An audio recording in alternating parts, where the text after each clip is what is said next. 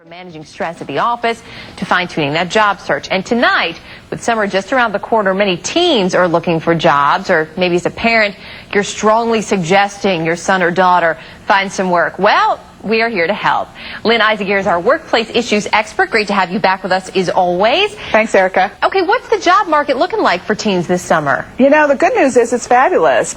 There really is an employee's market right now, and so people are really looking for workers in all different kinds of categories. Just what parents want to hear and kids don't. So right. You say all kinds of categories, so you don't have to limit yourself to, say, restaurants or retail work.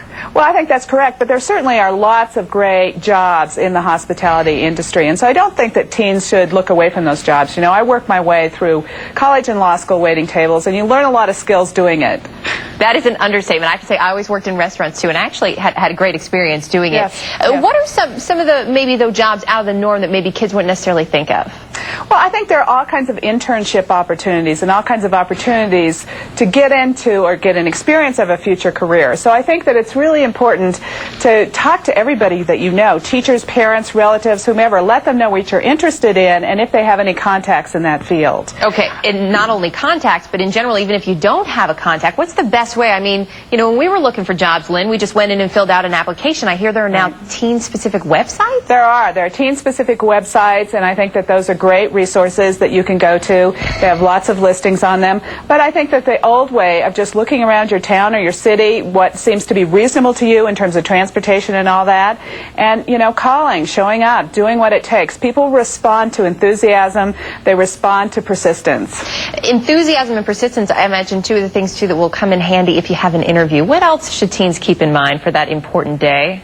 Well, I think it's the basics. You know, wear something decent. You don't have to wear a suit unless you're interviewing for a law firm internship. But I think a nice pair of slacks and a nice shirt and, you know, good grooming, all those kinds of things. Look people in the eye, shake hands.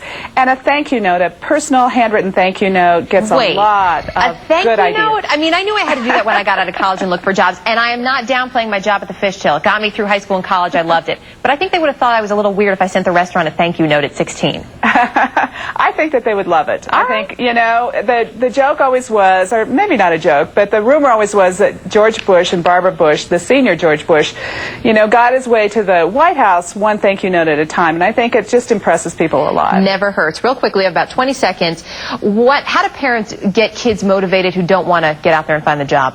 Well, I think you provide some incentive. Kids always want something. They want a cell phone, you know, they want to buy the latest guitar or the drum set. They always want something. So I think it's good to say, sure, you can do it if you earn the money for it or earn part of the money for it. So I think it really just dealing with money is such an important skill for kids to have. Absolutely. A great education in many ways. Lynn Isager, always great to have you with us. We'll check in with you next week. Thanks, Erica.